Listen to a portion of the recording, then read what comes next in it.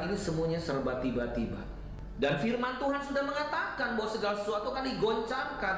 Tentang berakhirnya pandemi ini tidak ada seorang pun yang tahu. Kita tidak bisa memaksa Tuhan harus menghentikan sekarang juga. Tapi kita harus yakin, saudaraku, bahwa sebagaimana firman Tuhan katakan bahwa Dia membuat segala sesuatu indah pada waktunya.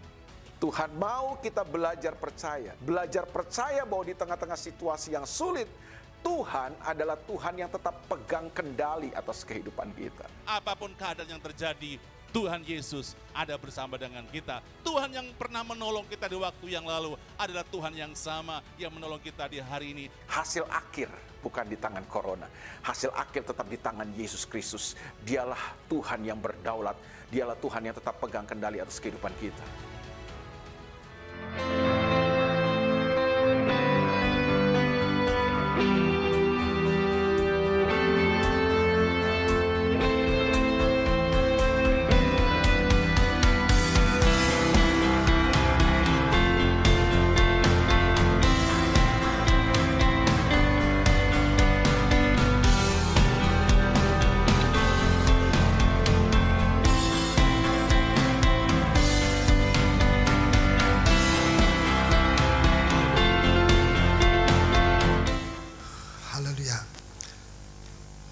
Mari kita membuka 1 Korintus pasal yang ke-13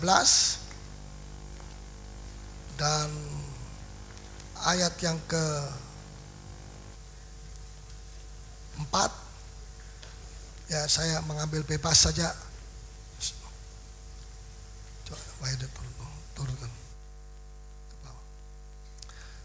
Ayat 4. Kasih itu sabar, tolong bacakan. Ya. Kasih itu murah hati. Ya. Ia tidak cemburu. Ya, dia tidak cemburu. Ia tidak memegahkan diri dan tidak sombong. Ya, atau ke sana. Ya, di sini dikatakan ia sabar.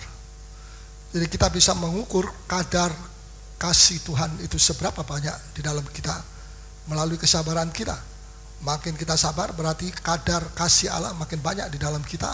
Tapi kalau makin kita tidak sabar, ya, pemarah, itu menunjukkan bahwa begitu sedikit kadar kasih Allah itu di dalam kita. Sebab tidak mungkin kasih Allah ada di dalam kita dan kemudian kita menjadi orang yang tidak sabar. Karena kasih Allah dan sabar itu adalah dua yang tidak bisa dipisah. Dan kasih Allah dan tidak sabar itu adalah dua perkara yang tidak bisa akur, tidak bisa berdekatan. Ya, iklimnya berbeda antara sabar dengan kasih dengan ketidaksabaran. Demikian juga kasih itu murah hati. Jadi kita bisa mengukur orang itu sampai di mana, atau kita mengukur diri kita sendiri, kita tidak bisa mengukur orang lain. Ya, sampai di mana kadar kasih kita melalui, sampai di mana kita bermurah hati, sampai di mana hati kita murah. Orang yang kikir, ya, yang sekaker, kikir, itu tanda kadar kasih Allahnya sedikit sekali. Ya. Nah, mungkin dia bilang, aduh kasih Allah luar biasa dari ujung rambut sampai telapak kaki. Tetapi dia kikir sekali untuk Tuhan, kikir sekali. Ya, itu ucapannya dengan apa yang dia lakukan di dalam hidupnya sehari-hari itu berbeda. Sudah, kita tidak bisa ditipu kalau kita mengerti firman Tuhan. Jadi makin dia itu kadar kasih Allah itu makin besar di dalam dirinya, maka arahnya pasti dia tidak makin kikir, tapi makin murah hati. Dia tidak cemburu, sama saja. Kita bisa mengukur sampai di mana kadar kasih itu di dalam diri kita, dalam pelayanan kita, dalam kerohanian kita, dalam iman kita, melalui apa? Sampai seberapa besar kecemburuan yang ada di dalam hati manusia itu. Ya, makin dia makin pencemburu berat, makin sedikit kasihnya, dan mungkin sudah tidak ada lagi kasih. Mengapa orang bisa cemburu? Karena orang itu takut disaingi. Ya, kalau dia adalah orang yang dipakai Tuhan, ini bukan cuma di dalam dunia sekuler, tapi dunia rohani juga. Di dalam gereja juga bisa terjadi iri hati, kecemburuan dan sebagainya. Bukan cuma di dalam dunia. Makanya kita mesti berhati-hati, Jangan sampai perkara-perkara dunia itu sedikit demi sedikit masuk dalam gereja. Akhirnya gereja itu kompromi dengan segala hal duniawi. Dan akhirnya orang masuk keluar gereja. Memang gerejanya banyak orang tetapi tidak bertobat. Ya, tidak bertobat. Ini kualitasnya sangat rendah sekali. Sudah, jangan sudah pikir bahwa semua gereja yang ditulis surat sama oleh Tuhan dalam Wahyu 23, 7 jemaat, ya itu semua jemaat-jemaat yang baik. Ya, mungkin asalnya baik, tetapi pada perjalanan selanjutnya mereka menjadi tidak baik. Bahkan sampai kita tidak hampir bisa mengerti bagaimana ada satu gereja yang besar sekali dan yang banyak orang dan orang kaya-kaya semua. Sebab dia mengatakan Laodikia pasal yang ketiga ayat yang ke-17, aku telah memperkayakan diriku, aku tidak kekurangan apapun perkara jasmani. Tidak termasuk yang rohani dia miskin sekali. Ya, dia bisa kaya dengan perkara dunia yang sementara, tapi dia miskin iman, miskin pengharapan, miskin kasih. Ya, makanya bentrokan terus karena miskin kasih. Kaya iri hati, kaya bukan lapar dan haus akan firman Tuhan, tapi lapar haus akan pujian orang.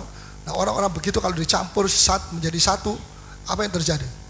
Perpecahan yang akan terjadi. Tidak bisa lain. Karena itu banyak gereja Tuhan mengarah kepada perpecahan. Oleh sebab apa? Di dalam gereja ada perkara-perkara dunia yang tidak pernah disinggung, tidak pernah dikhotbahkan, tidak pernah dibersihkan di dalam jemaat. Ya, saudara, jumlah orang itu penting, sebab jumlah orang itu adalah jiwa-jiwa. Tetapi kualitas tidak kurang penting. Ya, kalau tidak seimbang antara kualitas sakit, gereja sakit. Kenapa saudara sakit? Tekanan darah tinggi, tekanan darahnya tidak seimbang. Betul? Mestinya 120, ini 350. 3 fase. Maka jadilah dia sakit tekanan darah. Mengapa dia sakit kencing manis atau gula? Sebab kadar gulanya lebih tinggi daripada yang mesti normal. Mestinya kadar gulanya itu 120, pagi belum makan, ini 700. Sudah dekat dengan Polangi sana. Dan tidak mau diet juga. Nah, karena tidak seimbangnya 120, tapi ini 800, hampir mau mati. Kenapa? Nggak seimbang. Apa yang nggak seimbang? Gula di dalam darah mesti seimbang. Ya. Dan sebagainya, orang sakit, tekanan darah, jantung dan sebagainya, semua itu tidak keseimbangan. Ya. Jadi kalau Tuhan bilang apa? Sudah lama Tuhan berkata, aku ada di luar, aku mengetok. Berapa lama? Tidak tahu. Bagaimana jemaat Laodikia yang jemaat yang besar, yang kaya dan sebagainya ini, kok bisa Tuhan Yesus di luarnya dari gereja? Apa saudara bisa mengerti? Bisa mengerti? Bisa mengerti? Tolong lihat saya, bisa mengerti? Saya tidak bisa mengerti. Jadi saudara lebih pintar dari saya. Ya, gereja yang sudah diberkati tapi Tuhan Yesusnya ada di luar. Ya, ini tidak tertuju kepada gereja siapa. Gereja Petra kalau udah hati-hati juga bisa begitu. Ya, selalu ada peluang untuk Tuhan Yesus berada di luar. Kalau dia didesak keluar, dan manusia memilih lebih banyak kompromi dengan perkara-perkara dunia, maka Tuhan Yesus kadang-kadang keluar, tidak ada tempat untuk masuk. Ya, dan mungkin sudah begitu lama Tuhan mengetuk pintu tidak dibuka. Tuhan Yesus berada di luar, berarti setiap kali mereka berbakti, kayak dia beribadah, kayak dia berdoa, kayak sebagainya. Tapi Tuhan Yesus tidak ada di tengah-tengah. Ini saya pikirkan tadinya, kok heran ya. Andai kata jemaat Smyrna misalnya, pasal 2 ayat 8. Jemaat miskin, tidak banyak, kecil. Ini kemudian dikatakan Tuhan Yesus ada di luar, ketok-ketok pintu, masuk akal. Ya atau ya? Tapi Laodikia kalau dibandingkan Smyrna dengan Laodikia jauh lebih besar. Dan bukan cuma itu, Smyrna ini jemaat miskin. Ya, aku tahu kesusahanmu dan kemiskinan, miskin. Jasmani, miskin. Ya, karena Tuhan sendiri yang mengatakan aku tahu. Kalau orang bilang aku tahu, mungkin itu isu, dia isukan untuk menjelek-jelekan. Tapi kalau Tuhan yang mengatakan aku tahu, di dalam setiap jemaat gereja Tuhan di seluruh muka bumi ini, Tuhan tahu apa yang menjadi isi daripada gereja. Termasuk apa yang menjadi isi daripada gereja Petra. Dan ini menjadikan satu satu kewaspadaan, mulai dari saya gembala sampai seluruh pelayan-pelayan Tuhan. Jangan sampai gereja kita kayaknya diberkati tetapi Tuhan Yesusnya tidak pernah masuk, karena ditutup pintu, tidak ada kuncinya lagi, kuncinya dia pegang sendiri ya. Nah, tetapi dikatakan dalam ayat 9, kamu miskin tapi engkau kaya. Kaya apa? Bukan kaya emas, dolar ya. Kaya iman, kaya buah-buah roh, kaya pelayanan, kaya kesabaran, kaya sukacita ya, kaya kerukunan, kaya damai ya. Banyak orang di Jakarta situ, terutama rumahnya bagus-bagus, kaya tapi damai, miskin, tidak punya damai ya. Bahkan orang Kristen pun damainya itu mahal. Kalau hari Minggu saja rumah tangga damai, Senin sampai Sabtu nggak damai, itu berarti mahal sekali. Saudara, bagi orang yang tidak percaya dan hidup di dalam Tuhan, memang damai itu mahal. Tapi bagi kita yang menerima kasih karunia Allah, damai itu sudah diberikan kepada kita. Seberapapun saudara minta, Tuhan akan kasih kepada saudara, asal kita mau taat ya. Jadi yang pertama tadi dalam 1 Korintus pasal yang ke 13 bukan 17, 13. Saya mau berhenti sedikit tentang cemburu. Mengapa orang bisa cemburu? Karena dia tidak pernah puas. Penyebabnya adalah satu, takut disaingi. Satu, loh, persaingan ada dalam gereja, bukan banyak. Kita berdoa supaya itu tidak terjadi di sini, tidak ada roh persaingan di sini. Sebab gereja ada roh persaingan, hancur. Pelayan dengan pelayan saling iri hati, dan kalau orang dunia masuk di dalam gereja seperti itu, dia bilang, kok sama saja ya dengan dunia. Saya sudah capek di sana, saya sudah muak, saya sudah bosan, saya sudah belenek di sana. Saya mau cari satu suasana yang lain penuh dengan kasih. Ternyata di dalam gereja juga begitu, kontok-kontokan dan sebagainya.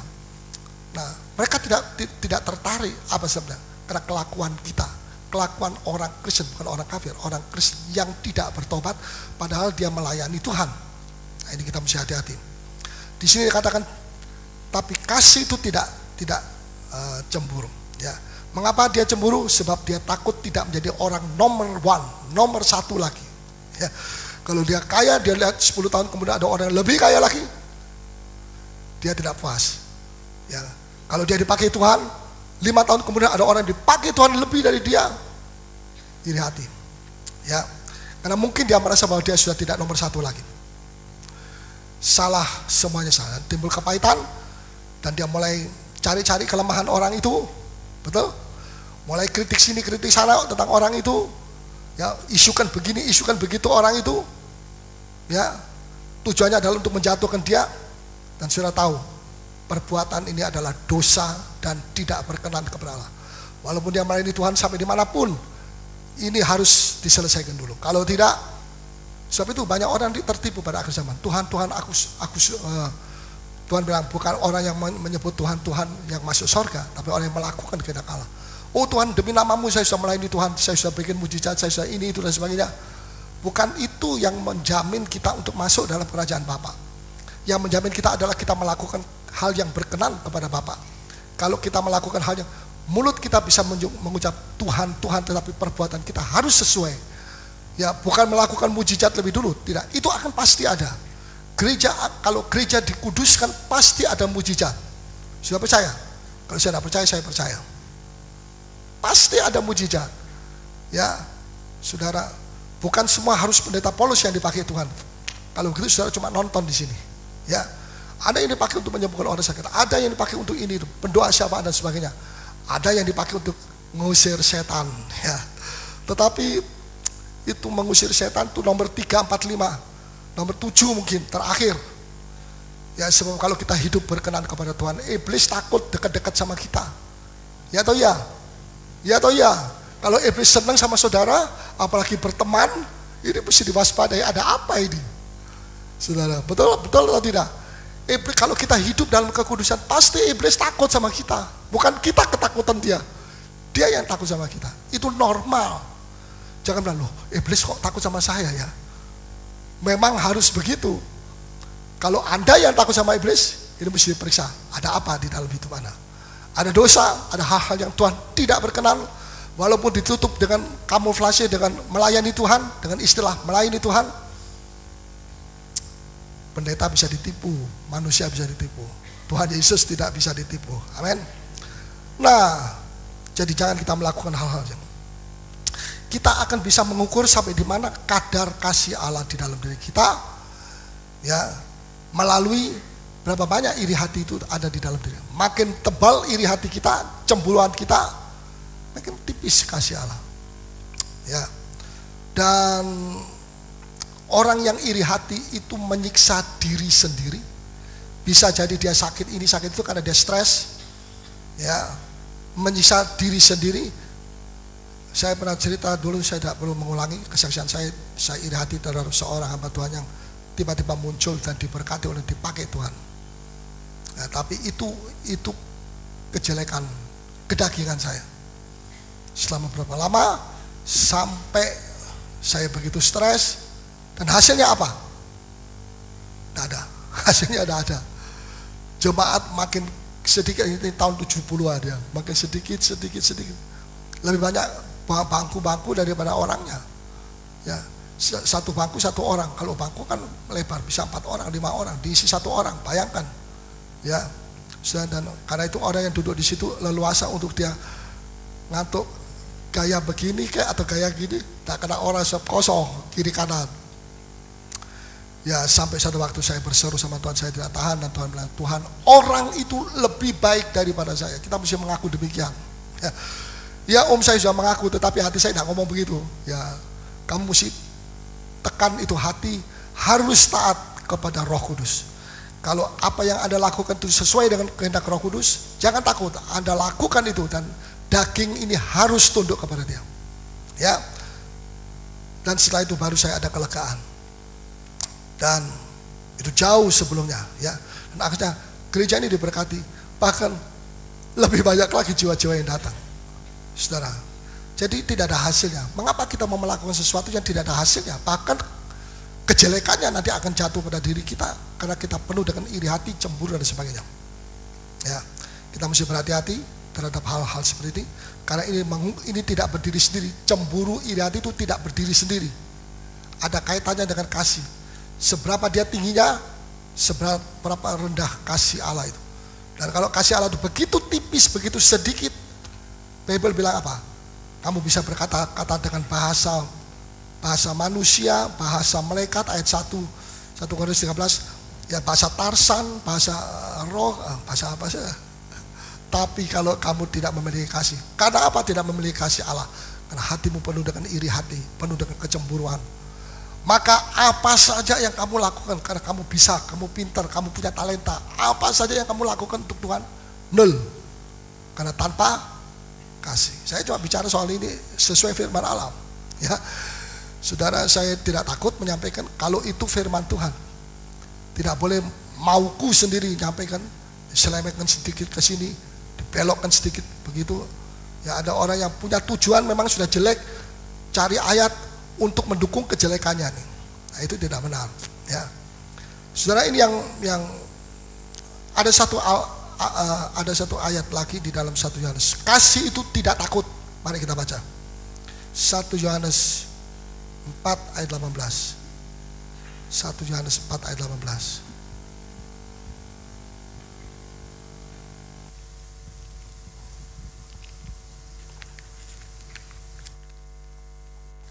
Ya. Di dalam kasih tidak ada ketakutan. Ya. Kasih yang sempurna melenyapkan ketakutan. Ya. Sebab ketakutan mengandung hukuman. Ya. Dan barang siapa takut, ia tidak sempurna di dalam kasih. Ya, dia tidak sempurna, utuh di dalam kasih. Jadi saudara, kasih itu tidak takut. Takut apa? Takut mati? Takut sakit? Siapa di sini yang takut mati? Coba angkat tangan. Oh, tidak ada, semua berani mati kalau itu. Untuk Tuhan, ya. Siapa yang takut sakit? Angkat tangan. Ya, siapa yang takut dilupakan, angkat tangan. Kayak selebriti saja, kalau saya mulai umur 30-40, takut apa? Takut dilupakan. Dari orang yang tiap hari di syuting di televisi, sekarang jadi nenek-nenek, baru umur 50 sudah nenek-nenek bongkok jalannya, tidak cocok untuk jadi selebritis lagi. Ya, itu dunia kejam. Ya, masih muda, wah disanjung-sanjung, duit banyak, fans banyak, semua banyak. Tapi ketika dia mulai 40, 50, mulai keluar keriput-keriput, ini anugerah ini. Ya, keriput-keriput, dia dilupakan. Paling-paling nama jalan aja dipakai, nama jalan Jojon misalnya begitu. Kalau saya mati belum tentu juga, sebab banyak yang mau orang-orang besar, orang-orang politik yang besar, bukan Jojon ya. Tetapi sekalipun juga orang-orang besar, Jalan Ahmad Yani, sudah Jalan Ahmad Yani, tahu? Itu Ahmad Yani siapa? Saya tidak tahu katanya. Cuma tahu namanya. Tapi yang lebih terkenal KFC-nya di sana daripada Ahmad Yani. Toh juga manusia itu terbatas. Ya. Takut diacuhkan. Siapa sih yang takut diacuhkan? Biasanya orang kalau makin tua, makin takut diacuhkan. Dibiarin ya oleh anak cucunya. Kemudian juga takut ditolak. Dalam keluarga takut tertolak, takut kurang dihargai. Dulu masih dihargai, sekarang kurang dihargai. Saudara, kadang-kadang bukan orang tidak menghargai dia, tapi karena dia membuka telinga hatinya untuk menerima gelombang dari iblis. Iblis yang berbisik, nah sekarang sebentar lagi kamu sudah tidak dihargai lagi oleh orang-orang. Ya, betapa merana hati manusia yang tidak dihargai, yang dulunya disanjung-sanjung dan dihargai. Itu sifat duniawi. Dunia itu habis sepah, buang. Makan tebu, enak, dihisap, manisnya, selesai, ampasnya, buang. Saudara, tetapi Tuhan Yesus tidak demikian.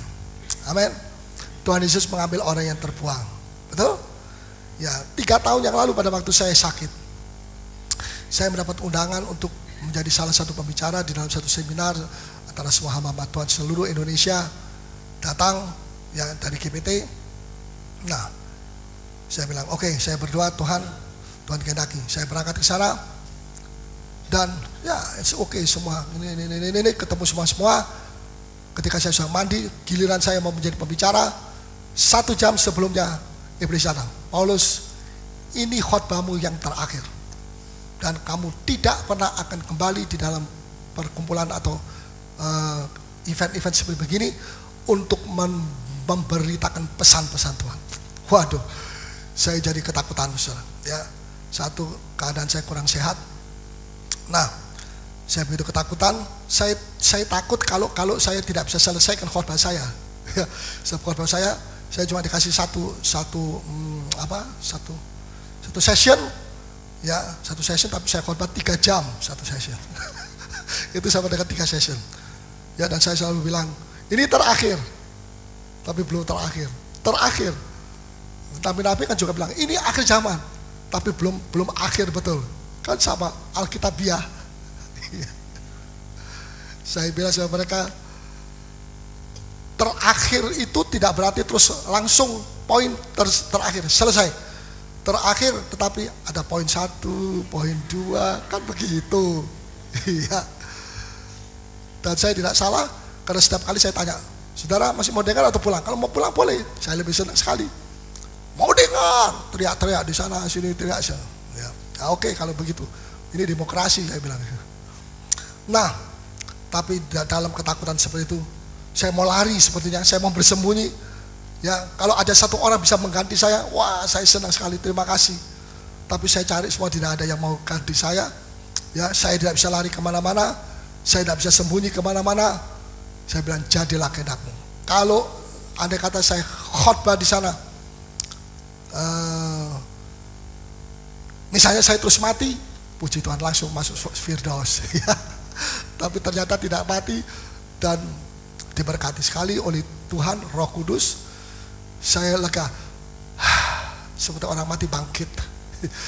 Ya saudara ya, itu pengalaman saya. Nah, hamba Tuhan dari luar negeri yang datang itu juga memberi tangan kepada saya, shake hand. Wah, wonderful, ini itu, ya wonderful. Kamu tidak tahu saya punya pergumulan, hampir saya mati tadi. Wonderful. Ya, saudara, puji Tuhan. Sampai hari ini saya masih terus berdiri di hadapan saudara. Ternyata omongannya iblis itu bohong. Jadi kalau diam-diam saudara dengar ada suara, kamu cepat mati nanti loh. Kamu sebentar lagi. Bilang apa? Hei iblis, pergi kamu. Ya kalau iblis, kalau malaikat enggak, pasti itu iblis. Ya, kalau malaikat langsung datang, langsung dicopot nyawamu. Tapi kalau cuma takut-takuti, itu iblis. Ya, saudara, ini yang kedua. Ketiga, kasih itu taat. Yohanes 14 ayat 15, tolong bacakan. Kasih itu taat. Jadi kita bisa mengukur, ya, perhatikan pelayan-pelayan Tuhan, PKS, hamba-hamba Tuhan, staff, dan sebagainya. Anda bisa ukur seberapa banyak kadar kasih Tuhan itu di dalam hati Anda melalui apa? Sampai di mana ketaatan Anda kepada Tuhan? Melalui firman, melalui otoritas, melalui apa saja. Ya, silakan baca. Jikalau kamu mengasihi aku. Ya, mengasihi. Jika Tuhan Yesus bilang, engkau mengasihi aku, kata Tuhan kepada murid-murid, terus kamu akan menuruti segala perintahku. Kamu akan menuruti. Menuruti itu apa? Taat. Jadi saudara tidak bisa pisahkan antara dua kebenaran, kasih Allah dan taat. Sangat-sangat, karena kita mengerti, kita diajar oleh pengajaran firman Tuhan, kita tahu bahwa sangat tidak bisa diterima kalau orang itu mengatakan, wah, kasih Tuhan luar biasa di dalam saya, tapi orang ini cirinya hidupnya melayani Tuhan juga tidak taat. Ya, kita tidak bisa ditipu dengan orang-orang begitu, sebab bukti dari kasih itu taat. Seberapa besar kasih Allah di dalam Anda, itu tergantung dari seberapa banyak ketaatan Anda kepada Tuhan dan kepada otoritas dan kepada firman Tuhan. Sebab itu semua ada di dalam Alkitabiah. Jangan kita tunduk semua orang yang ya, kepada sesuatu yang di luar Alkitabiah. Nah, coba satu ayat lagi, 1 Yohanes 5 ayat 3. Nah, tadi 1 Yohanes, tadi Yohanes 14 ya. Sekarang 1 Yohanes 5 ayat 3.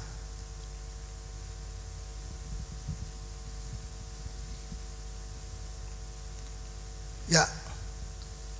Sebab inilah kasih kepada Allah, yaitu bahwa kita menuruti perintah-perintahnya. Inilah kasih. Sebab inilah kasih kepada Allah, kasih Allah. Bukan kasih dunia ya. Yaitu apa? Kasih Allah itu apa? Yaitu bahwa kita menurut. Katakan sama-sama. Menurut. Menurut siapa? Perintah-perintahnya. Di mana itu perintahnya? Dalam Alkitab. Ya. Wah, kalau begitu berat sekali itu mesti menurut taat kepada perintahnya. Tidak.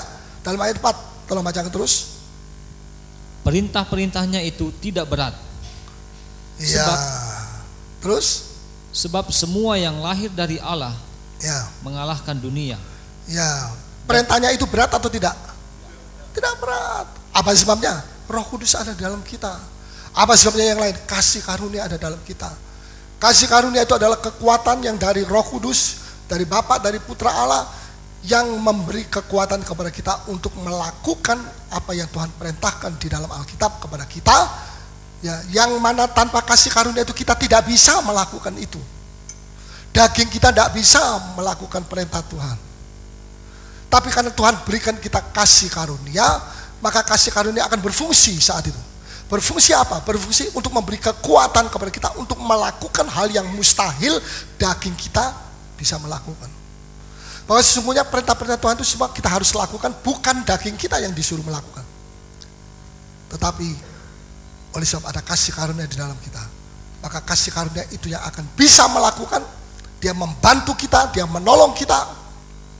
Ya, saudara, saya pernah ngomong, bagaimana ada orang bertanya, bagaimana itu bentuknya kasih, warnanya kasih, baunya kasih, ya tanda-tandanya kasih, ciri-cirinya kasih Allah itu bagaimana? Saya bilang saya tidak tahu. Ya, tapi satu hal yang saya tahu, di mana ada ketaatan, itulah tanda daripada kasih Allah. Di mana tidak ada kecemburuan, disitulah ada kasih Allah. Di mana tidak ada ketakutan, itulah kasih Allah. Bisa mengerti? Warnanya, bentuknya tidak tahu, tapi itulah kasih Allah. Jika dalam hati saudara ada ketaatan, ada orang melakukan apa yang diperintahkan, tetapi dalam hatinya bersungut, itu bukan satu ketaatan. Ya, tapi dari sebelah luar kita sudah melakukan ini apa yang diperintahkan dilakukan semua. Tapi Tuhan tidak melihat apa yang Anda lakukan sebelah luar. Tuhan mau melihat hati Anda rela atau tidak, atau bersungut-sungut sementara sekalipun juga melakukan kehendak Allah. Maafkan, melakukan perintah Tuhan, melakukan perintah otoritas dan sebagainya. Tetapi hati bagaimana? Ya, Joyce Meyer bilang tunduk sama Tuhan, taat Tuhan, oke, tidak ada masalah. Saya adalah orang yang mau taat sama Tuhan. Taat sama suami nanti dulu. Nah ini padahal Alkitab berkata demikian. Ya, betul? Jadi dia mau, ada yang dia mau lakukan, ada yang dia tidak mau lakukan. Seenaknya sendiri, nggak bisa. Pilih-pilih. Wah kalau ini saya tidak mau, kalau itu saya mau. Persis seperti 31 Desember. Kalau ngambil ayat, wah ini ayat tidak cocok sama saya. Hei keturunan ular beludak, bertobatlah engkau sebelum mati. Wah ganti, ini mungkin keliru ini. Urapannya terlalu kuat. Ambil lagi. Aku sudah menyediakan tempat kuburanmu. Wah, ada itu ayat dalam Amos atau dalam. Ya saudara, jangan kita pilih-pilih. Semua firman Tuhan baik. Amin. Termasuk bertobatlah. Baik atau tidak? Baik. Kalau tidak bertobat masuk mana? Saudara yang bilang, bukan saya. Dan memang betul. Ya. Saudara, jadi ukuran, kita bisa mengukur kadar kasih Allah itu di dalam kita sekarang.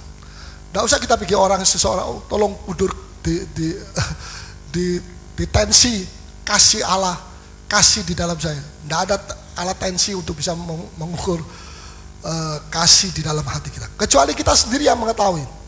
Ya, jadi dua hal ini, makin besar ketaatan kita, makin besar kasih Allah. Makin sedikit ketaatan kita. Dan mungkin kita melakukan tapi banyak sungut, banyak. Wah, kalau gereja sudah mengalami seperti begitu, itu harus dirombak total. Ya, dirombak total. Kalau enggak, tambal sulam, di sini robek, dijahit, sana robek. Karena kainnya sudah tua. Itu kata firman Tuhan di dalam Lukas 5, Tuhan Yesus. Lebih baik buang, ambil kain yang baru daripada tambal sulam. Ya, saya bilang jemaat ini bisa hidup dalam ketenangan oleh sebab kasih karunia, bukan oleh sebab yang lain. Ya, jadi saudara, makin sedikit ketaatan kita kepada Tuhan, makin sedikit kadar kasih Allah di dalam kita. Ya, tinggal saudara mau yang mana. Ya. Nah, dua hal yaitu kasih dan ketaatan ini adalah dua hal yang tidak bisa dipisah. Seperti dua roda sepeda.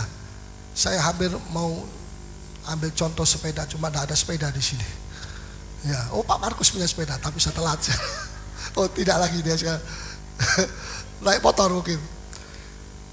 Kasih dan taat itu seperti dua roda dari sepeda.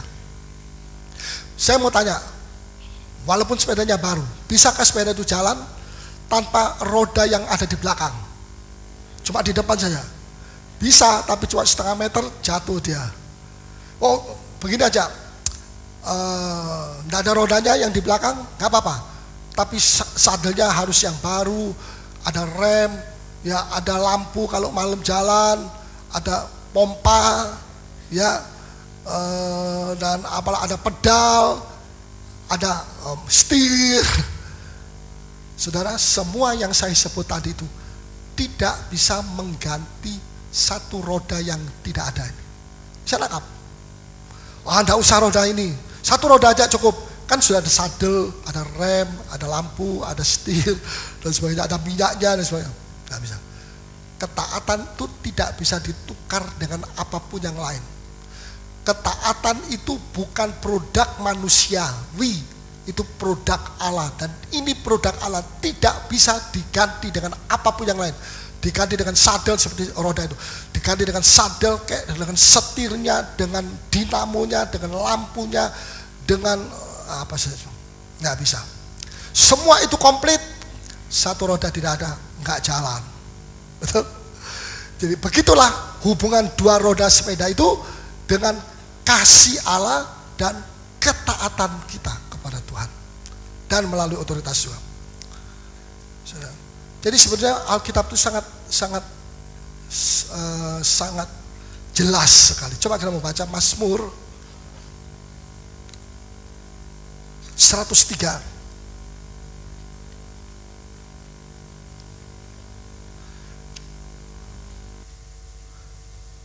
ayat 7. Mazmur 103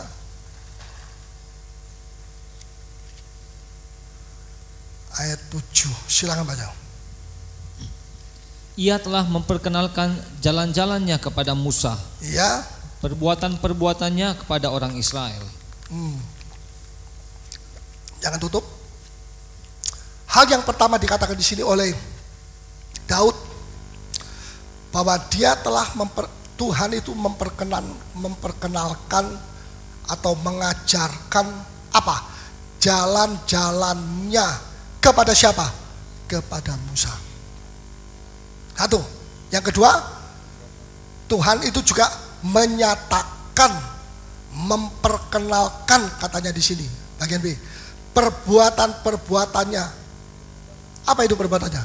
Mujizatnya, nggak ada air bisa keluar, nggak ada makanan, mana turun dari surga tiap hari, ya tidak ada daging, Tuhan kirim burung puyuh yang mahal kalau dimakan di restoran, satu bisa 10-15 ribu, itu jutaan burung puyuh, ya tidak ada listrik, malam awan itu bisa menyala seperti kapas, luar biasa. Tidak bawa payung, keluar Mesir tidak bawa payung, Tuhan memayungi dengan awan yang tadinya pada malam bersinar karena kena sinar bulan purnama, sekarang menjadi mega yang kelam untuk tidak sampai orang Israel tewas kepanasan di padang gurun. Ya. Semua apa saja perbuatan-perbuatan mujizatnya ditunjukkan kepada orang Israel. Mengapa? Walaupun orang Israel itu tidak pantas sebetulnya mendapatkan mujizat itu. Tapi mengapa Tuhan memberikan? Dia tidak, sudah perhatikan, jangan kita pikir kalau Tuhan memberikan sesuatu kepada seseorang, itu tandanya bahwa orang itu berkenan kepada Tuhan. Belum tentu, ini bisa jadi, tapi bisa jadi juga tidak. Apakah Israel berkenan? Kalau berkenan tidak bersungut-sungut. Mereka tidak pernah berkenan kepada Tuhan, mereka selalu bersungut-sungut. Tapi semua kebutuhannya diberi, jasmani diberi, diberkati. Wah, ini tandanya orang itu kan berkenan kepada Tuhan. Kalau enggak kan tidak diberkati, jasmani dalam kurung. Makanya dalam soal berkat kita juga mesti ada keseimbangan. Jangan cuma berkat jasmani, tapi rohani juga. Berkat jasmani kita bisa diberkati, rumah dan sebagainya, tetapi berkat rohani tidak ada. Rumah tangga tidak pernah rukun, tidak pernah damai. Apakah saudara mau tinggal dalam satu rumah seperti itu? Neraka mini, belum masuk neraka duluan masuk di dalam hatinya. Ya, mengapa kepada Musa Tuhan ajar jalan-jalannya, kepada Israel cuma perbuatan mujizatnya, bukan jalan-jalannya? Mengapa kepada Musa Tuhan mengajar jalannya? Jawabannya satu, karena Musa itu taat. Itu saja, tidak ada yang lain. Mengapa Tuhan tidak mengajarkan jalan-jalannya kepada Israel?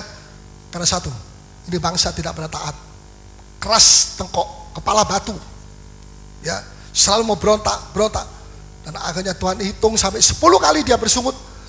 Dalam Bilangan 13, Tuhan bilang kepada Musa, stop sampai di sini, cukup. 10 aku hitung, 10 kali mereka berontak, 10 kali mereka bersungut-sungut. Sekarang jadilah seperti apa yang mereka katakan. Mereka bilang kita tidak bisa masuk. Memang betul, dia tidak akan masuk. Tadinya dijanji masuk, sekarang tidak, kecuali anak-anaknya yang masuk. Anak-anaknya sudah umur 40 tahunan, karena mereka keluar dari negeri Mesir 40 tahun yang lalu, bahkan mungkin lebih. Ya, karena mereka tidak mau taat, makanya Tuhan tidak mau mengajarkan jalan-jalannya. Silakan ambil jalan sendiri, silakan pilih jalan sendiri. Kenapa? Tuhan tidak mau berbantah-bantah. Ada ayatnya Kejadian 6. Roh Kudus, Rohku tidak mau berbantah. Kalau sudah diberitahu, sudah dengar firman Tuhan, masih tetap keras. Dia bilang, aku serahkan dia kepada jalannya karena dia sudah memilih jalannya sendiri. Biarlah dia. Paulus, kamu gak usah menangisi dia, tangisi jiwa-jiwa baru yang itu lebih bagus daripada orang begini sudah Kristen lama dan tidak ada perubahan dan selalu memilih jalannya sendiri. Itu pengalaman saya, pernah saksi. Ya, saudara, jadi marilah kita jangan seperti itu, sebab itu sangat luar biasa. Coba saya mau bacakan Mazmur 106 ayat 3. 106 ayat 3.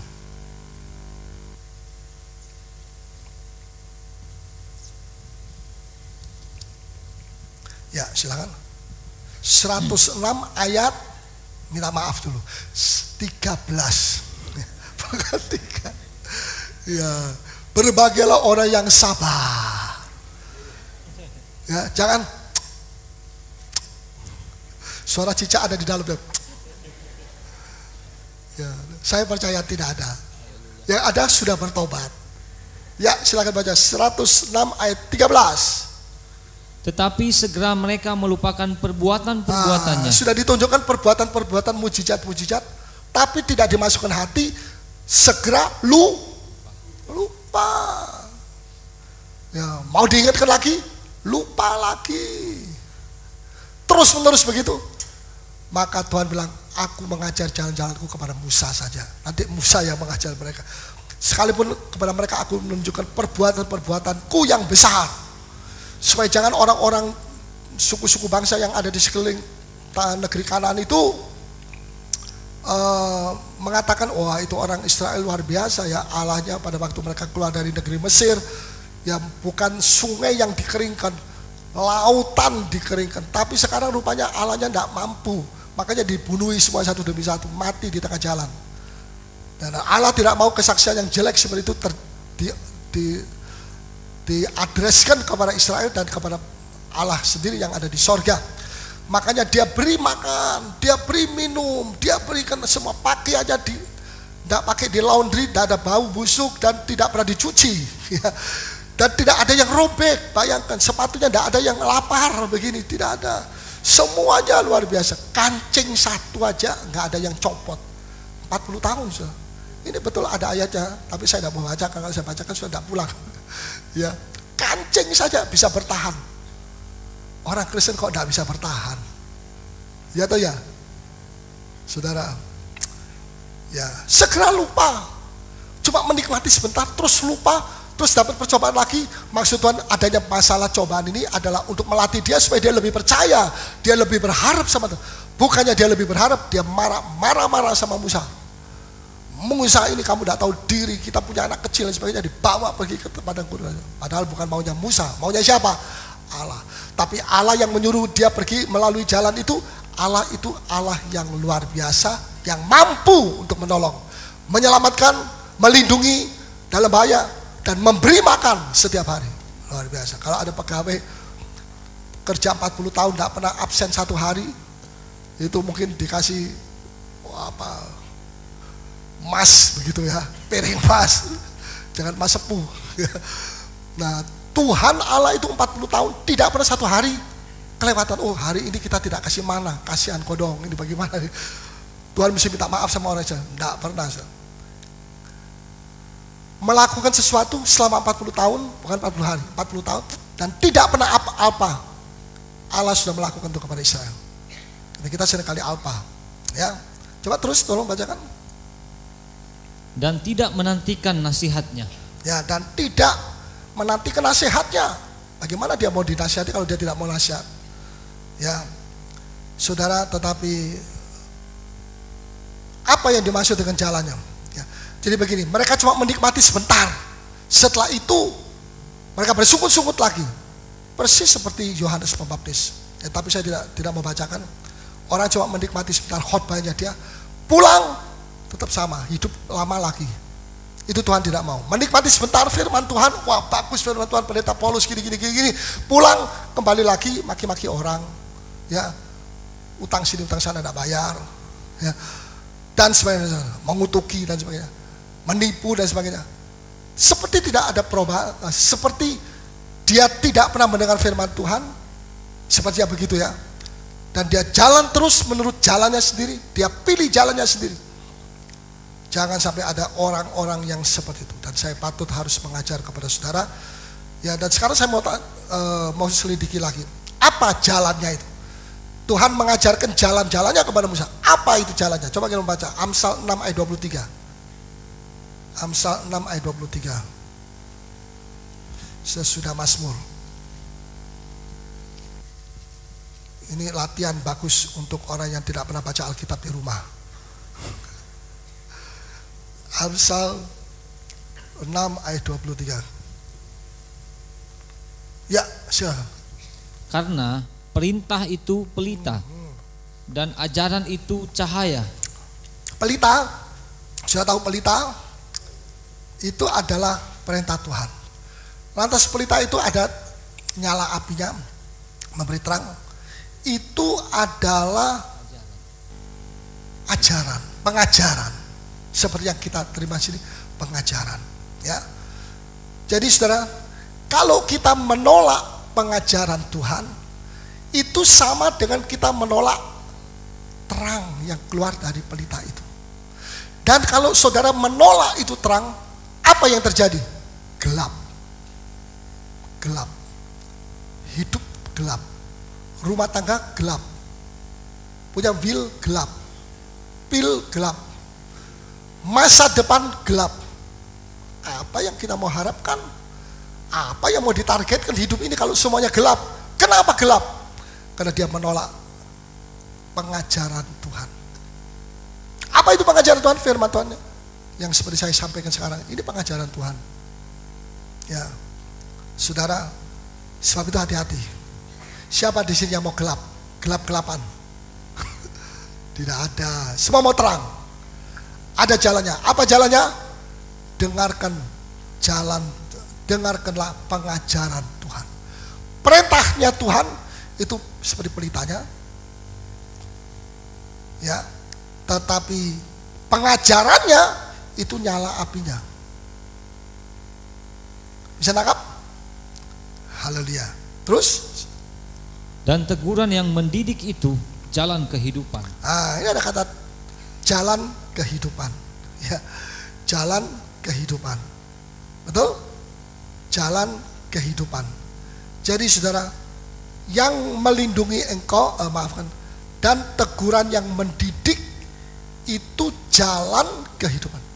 Jadi kalau Tuhan mengajarkan jalan-jalannya kepada Musa, itu berarti dia mengajar, menegur dengan mendidik.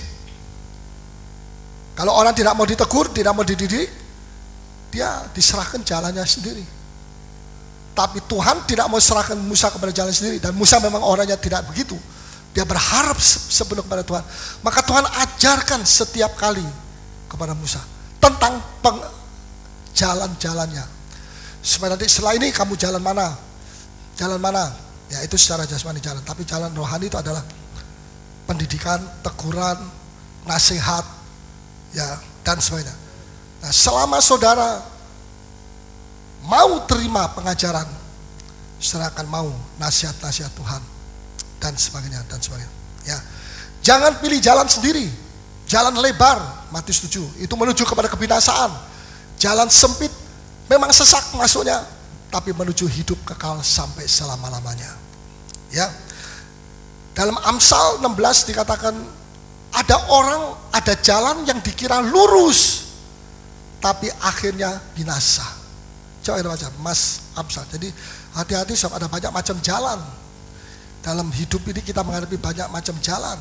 Jangan sampai jalan itu jalannya iblis, tapi kita terkecoh, kita pikir jalannya Yesus, akhirnya binasa.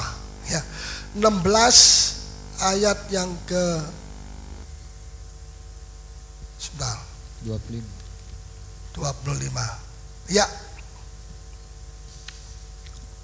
Ada jalan yang disangka lurus, tetapi ujungnya menuju maut. Ya, ada jalan yang disangka apa? Lurus. Tetapi berakhir dengan apa? Menuju maut. Jangan sampai kita terkecoh. Ya. Terakhir Nah ini bukan terakhir yang seperti di Surabaya, tidak ya. Itu biasa ketir-ketir jantungnya. Ini terakhir poin keberapa Iya, dari 10 poin ini baru poin kedua. Wah, tidak. Ya, yang terakhir saya tergerak untuk menyampaikan juga. Kasih itu adalah penguasaan diri. Kalau Anda mengatakan, saya ada kasih Allah, tapi mana penguasaan dirinya? Penguasaan mulut, kok tidak ada? Penguasaan lidah, omong, kok nggak ada? Penguasaan emosi, tidak marah, kok masih marah? Penguasaan otak, ya positif thinking, pikir yang positif. Ini kok negatif terus? Ya, mana penguasaan diri? Coba kita baca 2 Timotius 1 ayat 7. Nah, sampai di mana penguasaan diri Anda itu sampai di situ kadar kasih Allah di dalam Anda. 2 Timotius 1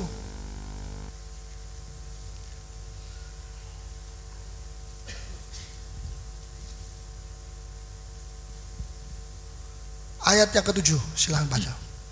Sebab Allah memberikan kepada kita Ya, bukan roh ketakutan, ya, melainkan roh yang membangkitkan kekuatan, ya, kasih dan ketertiban. roh kuasa, roh kasih, betul, dan roh disiplin, ketertiban, disiplin. Ya, ini sangat penting sekali. Jadi Rasul Paulus mau menasihati Timotius supaya Timotius kuat, teguh, jangan ikuti kelemahan perasaannya dan sebagainya menghadapi kegoncangan. Nah, di sini kita melihat kita mesti tertib. Ya, mesti tertib. Dalam melayani Tuhan kita mesti tertib. Dalam berbakti kita juga mesti tertib. Di dalam melayani juga kita mesti tertib. Kemarin telah disetujui para pelayan kolektor tidak memakai celana puntung lagi, tidak pakai puntung di sini juga. Kenapa kalau sini kan tidak boleh? Tidak boleh, kenapa? Kalau kamu jalan kolektor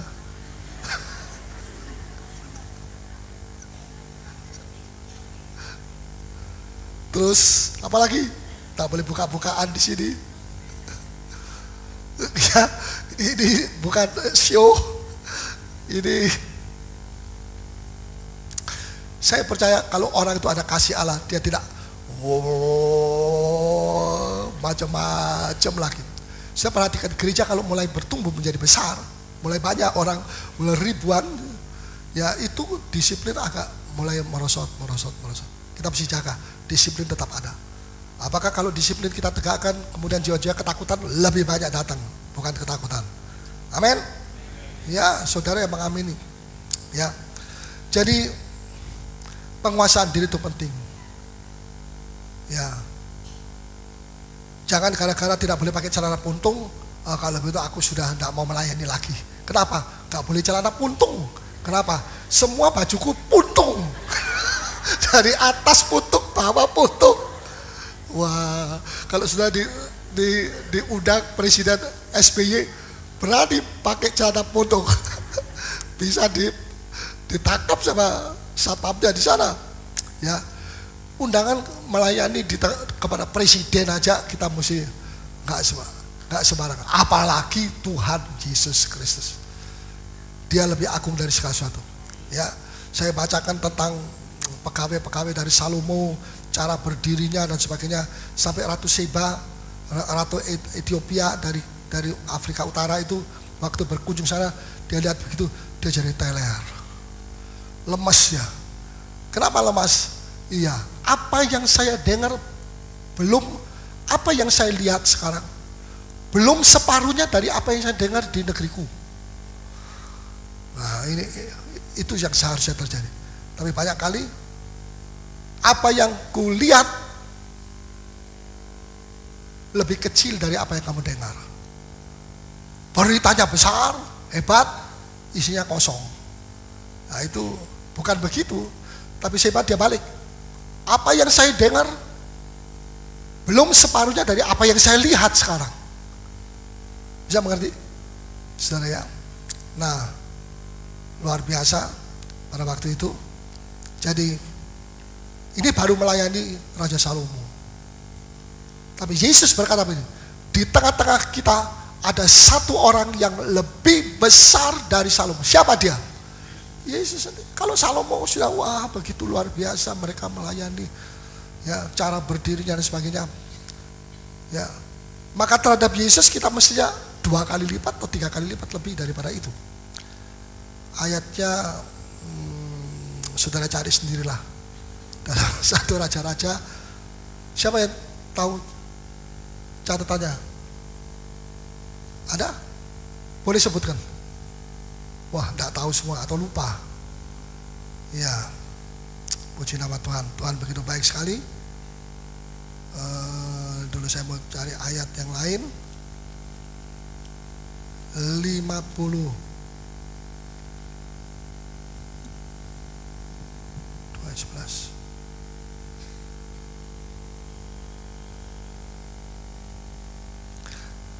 Yesaya 52 ayat 11, tolong bacakan.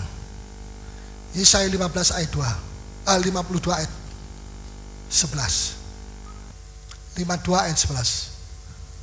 Yesaya, oke, silahkan baca. Menjauhlah, menjauhlah, keluarlah dari sana, janganlah engkau kena kepada yang najis, keluarlah dari tengah-tengahnya, sucikanlah dirimu, hai orang-orang yang mengangkat perkakas rumah Tuhan. Ya, sucikan dirimu, hai orang-orang yang mengangkat perkakas. Apa saja itu? Berjaman suci. Orang yang melayani berjaman suci mesti kuduskan diri. Ya, jangan bacaannya playboy. Terus pergi gereja pakai tas, ada playboynya di situ. Alkitabnya ketinggalan katanya. Sound system, ini perkakas rumah Tuhan. Yang melayani harus menguduskan diri. Bukan ini yang dikuduskan, pelayannya. Kalau ini kudus, pelayannya tidak kudus, itu repot. Ya, apalagi musik, ini perkakas rumah Tuhan, main gitar, ya, apalagi jalan kolekte mana kantongnya tidak ada. Jalan kolekte itu perkakas, sapu perkakas rumah Tuhan. Ini apa namanya nih, syuting perkakas rumah Tuhan. Harus menguduskan diri. Jangan pakai celana puntung. Oh ya, kalau laki tidak pakai memang. Yang wanita ini loh, ya saudara. Di mana ada penguasaan diri, di situ ada kasih. Amin. Nah, Tuhan mau supaya kita selalu mengucap syukur dalam segala keadaan. Terima kasih dalam segala keadaannya. Beriman dalam segala keadaan. Melayani Tuhan dalam segala keadaan. Kayak pesawat yang siluman itu, apa namanya? Pesawat hantu Amerika yang modelnya persegi 3, hitam, bisa segala cuaca, tidak akan jatuh. Dan memang sampai hari ini belum ada yang satu yang jatuh. Itu luar biasa. Segala cuaca bisa. Ya, kalau pesawat-pesawat ini banyak yang jatuh. Kenapa? Tidak segala cuaca. Pilih-pilih cuaca yang baik saja. Nah, kita mesti jadi seperti itu. Seperti pesawat segala cuaca. Ya, lakukan hal-hal yang harus saudara lakukan ketika saudara merasa nyaman. Lakukan hal-hal yang seharusnya saudara lakukan ketika saudara merasa tidak nyaman. Beri ketika saudara mau beri. Beri juga ketika saudara tidak mau beri. Pertimbangan banyak ini itu, anak saya masih kecil soalnya. Ya, berdoalah ketika saudara rindu berdoa, tapi juga berdoalah ketika saudara malas berdoa. Aduh, nanti dulu saya masih ada ini. Ya, begitu Yesus kring. Oh, maaf ya Tuhan Yesus, sebentar ya, saya hold. Pada saat apapun buat saya sampaikan firman Tuhan dalam keadaan baik, tapi juga sampaikan firman dalam keadaan kurang baik. Ketika saya ada dalam percobaan besar pada waktu itu, saya tidak suruh orang lain khotbah, saya tetap khotbah. saya tetap siapkan makanan firman Tuhan untuk jemaat. Itu berapa tahun lalu. Sehingga bukan kalau aku rasa lagi enak, aku menyanyi choir dengan celana puntung, tidak boleh celana puntung. Kalau aku lagi males, ya kering, ya aku nggak bisa sembahyang, Tuhan tolong Engkau tahu Ji, saya tidak mau berdoa, saya mau tidur langsung. Ya jangan, pergilah gereja, termasuk PA, termasuk komsel apa saja yang sudah cari, kaum wanita dan sebagainya, kaum muda dan sebagainya. Ketika saudara ada waktu, tapi pergilah juga ke gereja pada saat saudara sangat sibuk sekali. Betul? Betul. Ya, saudara mengaminkan. Ya, taatlah ketika saudara mau taat, tapi taatlah juga ketika saudara dalam hati bilang, aku tidak mau.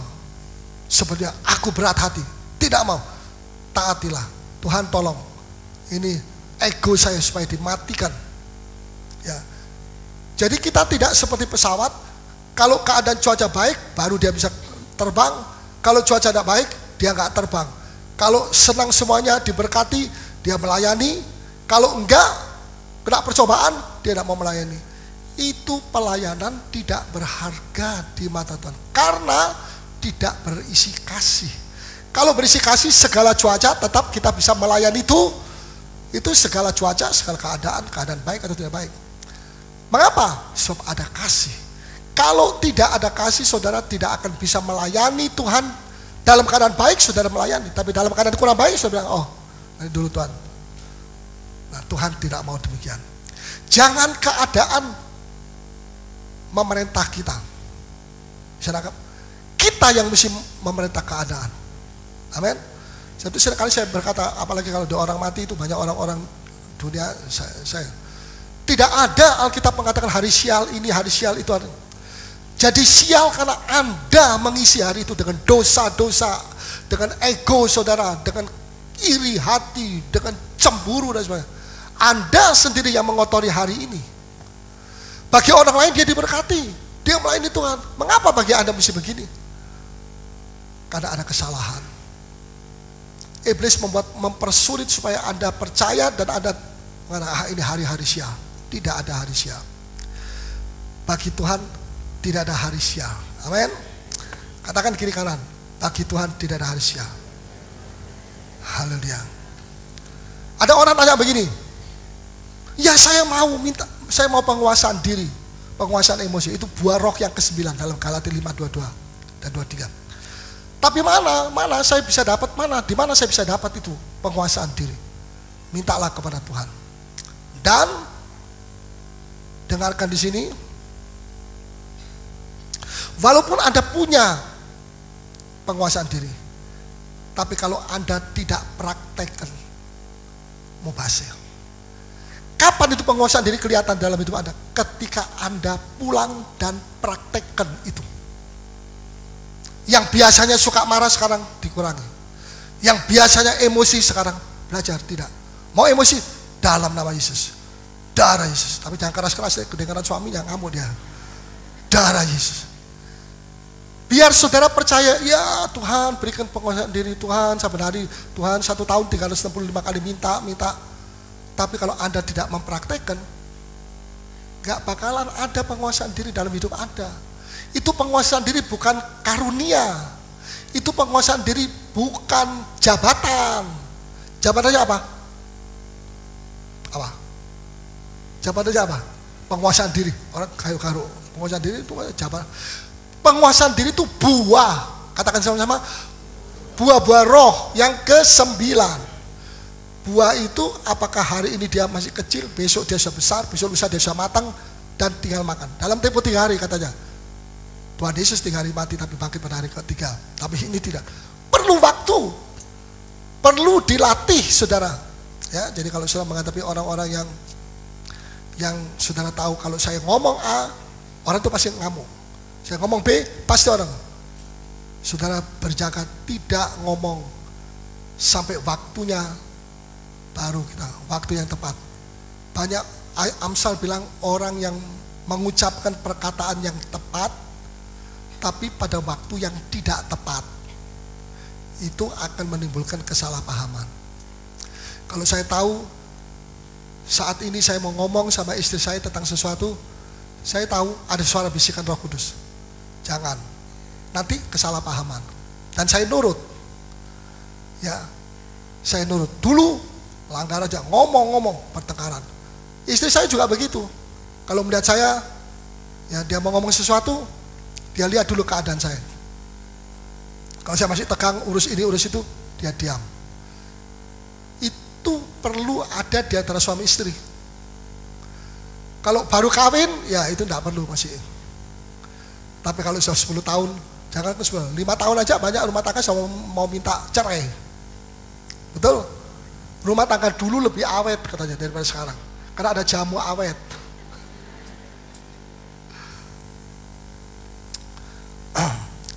Itu penting. Jangan main tabrak terus. Nanti kemudian rumah tangga kacau. Amin.